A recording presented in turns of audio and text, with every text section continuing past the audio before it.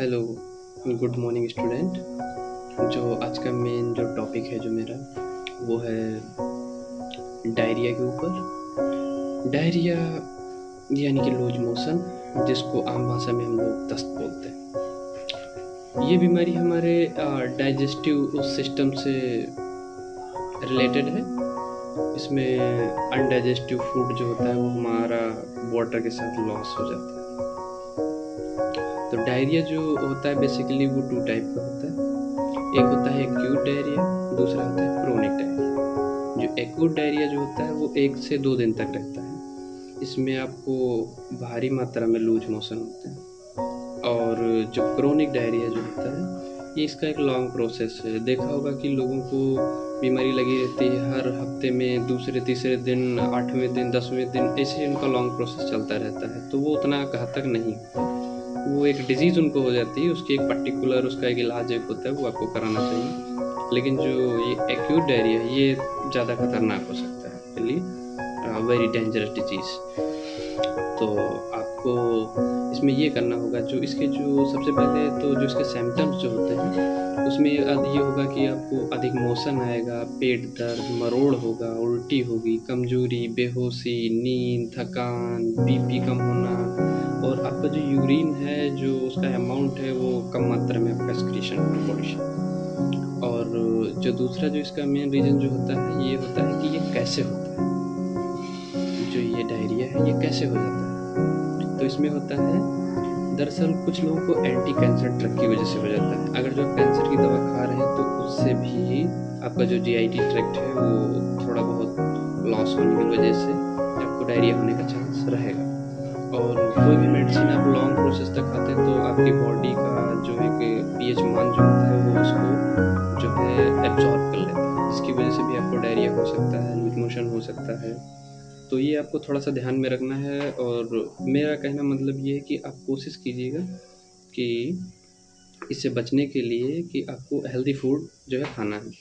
तो इसमें बात ये कि ये कैसे हो जाता है, तो इसमें आप कंटामिनेटेड फूड खा लेते हैं और कंटामिनेटेड वाटर यूज़ कर लेते हैं, संक्रमित जो है ऑयल आप यूज़ करते हैं, और आप संक्रमित खाना वगैरह खा लेते हैं जो कि रखा हुआ होता है, शाम का आपने सुबह खा लिया, अर्ली मॉर्निंग उठते ही खा लिया। ख़ासकर ये बच्चों में ज़्यादातर होता है। असल में देखने को ज़्यादातर मिला कि बच्चों में ज़्यादातर होता है। इसके जो घरेलू उपाय हैं मैं बताना चाहूँगा। आप इसमें प्रोबायोटिक यूज़ कर सकते हैं, जैसे आप दही खा सकते हैं, दही के साथ चावल यूज़ कर सकते हैं, केवल राइस यूज़ कर सकते हैं। और आप इसमें पानी पी सकते हैं, पानी में आप साल्ट का यूज़ कर सकते हैं, ओआरएस यूज़ कर सकते हैं, आप जंक फ्रूट खा सकते हैं, ड्रिंक्स कर सकते हैं, और आप पानी में मिनरल्स वगैरह ऐड करके खा सकते हैं।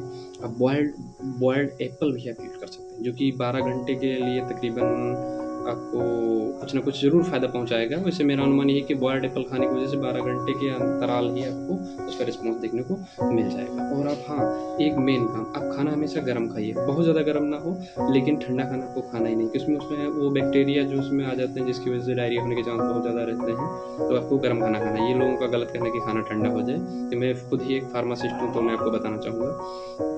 और अगर जो ये सब चीज़ें ना भी देने पर कुछ ना कुछ अलग से सिस्टम रहता है, जिसमें कि हम लोग कोशिश करते हैं कि जैसे डॉक्टरों के पास फिर जाएँगे, जब ये ना हो तो उसके बाद फिर आप डॉक्टरों के पास जाइएगा, जिसमें एक वो पर्टिकुलर एक ट्रीटमेंट देते हैं। और मैं तो आपसे पहले बोल चुका कि मैं खुद ही एक फार्मासिस्ट, तो मैं आपको बताना चाहूँगा उसमें कुछ जो है पर्टिकुलर मेडिसिन वगैरह होती हैं जो आपको दिया जाता है, जैसे कि लेकिन उसकी ख़ास बात ये है कि ये कोई एक फ़ाइनल नहीं है। इसमें पेशेंट की डेट, एज, उम्र, सेक्स, डायग्नोसिस और डिज़ीज़ और उसका डोज, ये उसकी बीमारी के ऊपर जो है डिपेंड करेगा। उसका क्या जो है उसका हुलिया क्या है उसके ऊपर देखने को मिलेगा आपको। उसके बाद में आप इन सब चीज़ों को जो है लिख सकते हैं। ये एक मैंने नॉर्मल सा वीडियो बनाया था आप लोगों के लिए जो आप देख सकते हैं, जिसमें सबसे पहले हम लोग उसको ओरल थेरेपी जो है देने की कोशिश करते हैं। इसमें हम लोग टैबलेट, सिरप का यूज़ कर सकते हैं, और हम लोग ड्रिप में उसको इन्फ्यूजन देते हैं, फ्लूइड दे सकते हैं, इंजेक्शन में एंटीबायोटिक उसका यूज़ कर सकते हैं इंजेक्टेबल में। और जैसे कुछ प्रमुख टैबलेट हैं जो मैं आपको बताना चाहूँगा, जैसे कि टैबलेट आती है लोप्रामाइड 2 mg की, आपने देखा होगा, वो अक्सर यूज़ की जाती है। और टैबलेट नॉरफ्लक्सासिन आती है, जो नॉरफ्लक्सासिन टेनिडाजोल के नाम से आती है, जिसको अक्सर ज़्यादातर लोग नॉरफ्लॉक्सटिजेट के नाम से जानते हैं। या वो भी ना हो तो आप उसको ओफ्लक्सासिन और इंडाजोल जो आपकी जेनफ्लक्स ओजेट के नाम से आती है। और पेट में दर्द वगैरह है तो आपको ड्रोटिन इंजेक्शन दे सकते हैं, या आप मेफेनमिक एसिड ड्रोटिन के साथ जो एड होके आता है वो दे सकते हैं, या आप उसको डाइक्लोफेनिक लगा सकते हैं।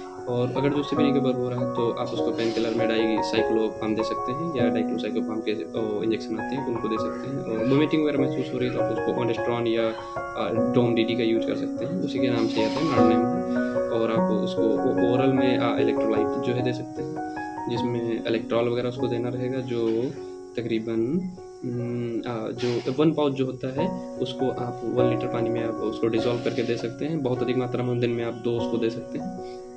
और फिर होता है कि कुछ ना कुछ टैबलेट एसिडिटी की वजह से देना उनको पड़ता है, जैसे पेंटेपराजोल, ओमेपराजोल, रेबेपराजोल, ये आपको देना रहेगा।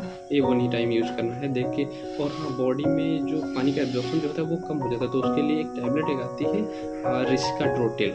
रेसिकाड्रोटिल टैबलेट आती है 100 mg, उसको सुबह शाम आपको लेना है, और ज़्यादा नहीं लेना है, 2-3 दिन तक लेना है, आप कवर हो जाएगा। उसके बाद आप आराम से अपना जो है फ्रूट वगैरह खा सकते हैं, कोई खास दिक्कत नहीं है। और ये भी ना जो है देने के लिए जो भी ना अगर जो जब ठीक जब होता है तो हमको एंटीबायोटिक इंजेक्शन भी उसको देते हैं, जैसे जेंटामाइसिन देते हैं, अमीकासिन देते हैं, अमेट्रोजिल देते हैं, या सिप्रोफ्लॉक्सासिन दे सकते हैं। इंजेक्शन देते हैं डाइक्लोमिन या की डाइक्लो आता है, फिर एमसेट दे सकते हैं, आईवी फ्लूइड में हम उसको देते हैं, NS, DNS, RL, D5। NS जो होता है नॉर्मल सलाइन इन्फ्यूजन होता है, DNS जो होता है डिस्ट्रेज नॉर्मल सलाइन इन्फ्यूजन होता है, RL जो होता है वो रिंगल लैक्टोज सोल्यूशन होता है, और जो D5 होता है वो डेक्स्ट्रोज 5% होता है। और हाँ, उसमें ताकत के लिए हम लोग MBI इंजेक्शन का भी यूज कर सकते हैं, सीरप उसको एंजाइम वगैरह की दे सकते हैं। और बस यही खास मेडिसिन होती है, बाकी आप लोग अपने हिसाब से भी उसको जो है दवा का डोज वगैरह उसको दे सकते हैं। तो मेरा यही बताना है कि आप लोगों को थोड़ा सा जो भोजन वगैरह खाना वगैरह उसको थोड़ा सा गर्म वगैरह खाने की कोशिश करें, बाहर का ना भी खाएं, जितना भी खाना एकदम fresh food, fresh water, fresh जो भी करना है सब एकदम बिल्कुल फ्रेश होना चाहिए, बिल्कुल प्योर होना चाहिए। और ये आपको ध्यान में रखते हैं, क्योंकि डायरिया से तकरीबन अपने हिंदुस्तान में 7.5 करोड़ लोग इस बीमारी से ग्रसित रहते हैं, कभी ना कभी उनको होता जाता रहता है, बच्चों में खास कर होता है। तो मेरा आज का वीडियो यही है, और मैं आप लोगों को बताना चाहूँगा कि वीडियो अगर जो अच्छा लगा हो तो उसके लिए आप लोग लाइक करें, शेयर करें, कमेंट करें। Thank you.